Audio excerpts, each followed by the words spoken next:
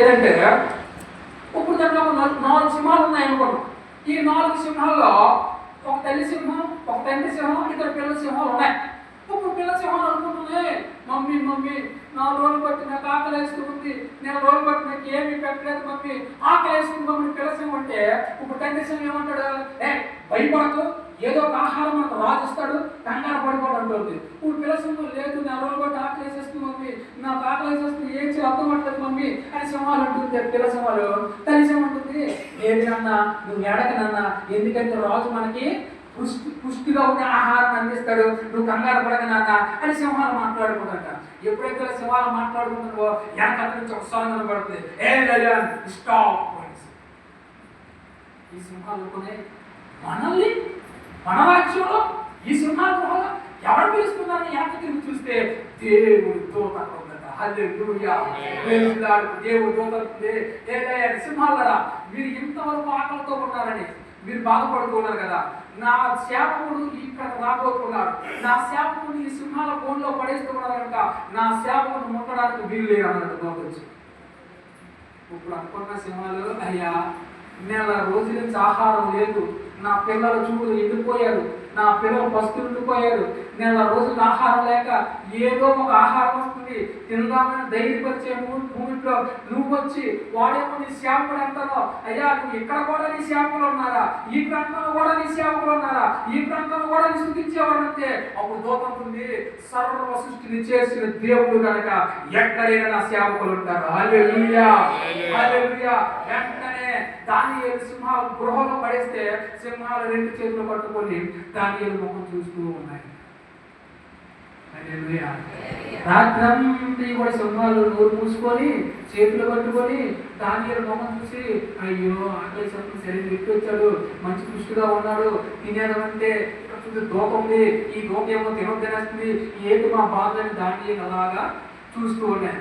ఒక పక్క ఏమో రాజుకి నిద్ర పట్టట్లేదు, అయ్యో దానియేలు మన సింహాల గృహంలో పడేసామే, ఒకవేళ చంపేస్తామేమో, ఒకవేళ కొరికేస్తామేమో, తుమ్ముతో సహా పిండేస్తామేమో, దానియేలు చనిపోతామేమో అనుకుంటున్న వాళ్ళు పక్కనుకుంటూ, లేదు లేదు తన దేవుడు సజీవుడు కదా బ్రతికిస్తాడు, తన దేవుడు సజీవుడు కదా తన ఊపిరినిస్తాడు, తన దేవుడు సజీవుడు కదా ప్రాణాన్ని ఇస్తాడు, తన దేవుడు సజీవుడు కదా సింహాలు దానియేలు దగ్గరికి రాకుండా ఆపుతాయి అనుకుంటూ ఉన్నాడు. హల్లెలూయా.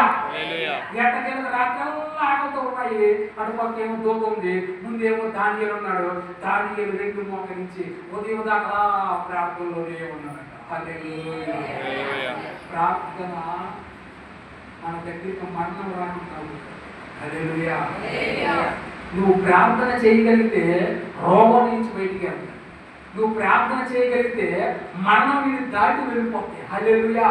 మరణం నిన్ను దాటి వెళ్ళిపోవాలంటే నువ్వు మోకరించవలసిందే, మరణం నిన్ను దాటి వెళ్ళిపోవాలంటే నువ్వు ప్రార్థన చేయవలసిందే. నీ ప్రార్థన నిన్ను కాపాడుతుంది, నీ ప్రార్థన నీకు జీవాన్ని ఇస్తుంది, నీ ప్రార్థన నీకు అద్భుత రీతిగా మంచి అనుభవాన్ని కలిగిస్తుంది. హల్లెలూయా.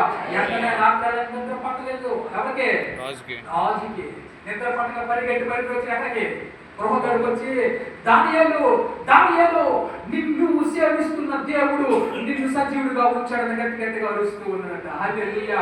వెంటనే దానియేలు అంటున్నాడు, నీకు సేవిస్తున్న దేవుడు రాజా నన్ను రక్షించాడు అన్నాడు. హల్లెలూయా. దేవుడు సింహాల నోరులో మోయించే దేవుడు, నీ పక్షాన ఉండే దేవుడు ఆసామాసి వ్యక్తి కాదు, రాజకీయ వ్యక్తి కాదు. ఆయన మాట ఇచ్చి మాట చెప్పుకోవడానికి, సినిమా యాక్టర్ కాదు, ఒక మాట చెప్పి దీన్ని మర్చిపోయి వెళ్ళిపోవడానికి.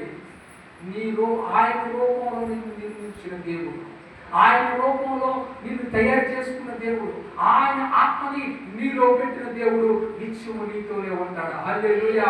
ఎప్పుడైతే దానియేలు సజీవుడిగా ఉన్నాడు రాజుకు తెలిసిందో వెంటనే దానియేలు బయటికి తీసి, ఏ వ్యక్తులైతే దానియేలు కింద మోపారో, ఏ వ్యక్తులైతే దానియేలు మీద లేనిపోయిన అబద్ధాలు వేసి మాట్లాడారో ఆ 3 వ్యక్తులు ఫ్యామిలీతో సహా సింహాల కోటలో పడేస్తే ఫ్యామిలీ అందరూ కూడా ఆ సింహాలు తిని తృప్తి పొందాడు.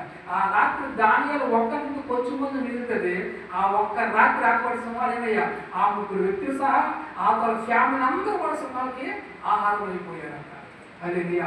ఈ దేవుడు ఏదైనా కార్యం చేయాలనుకుంటే అది కంటికి కనబడదు, చెవుడికి వినబడిన కార్యాలు దేవుడు చేయగలుగుతాడు. హల్లెలూయా.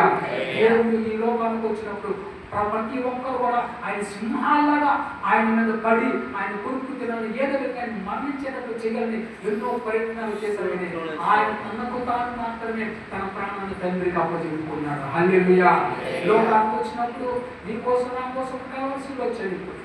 నీకోసం నా కోసం ప్రాణాన్ని పెట్టి, నీకోసం నా కోసం రక్తాన్ని కాచి, కావలసిన దారాలుగా ఆయన రక్తాన్ని అందరి కోసం కాచి మన కొడుకున్న దేవుడిని ఈ రాత్రి మనం ఆరాధించే గొప్ప భాగ్యాన్ని దేవుడు మనందరికీ అనుగ్రహించినాడు. హల్లెలూయా.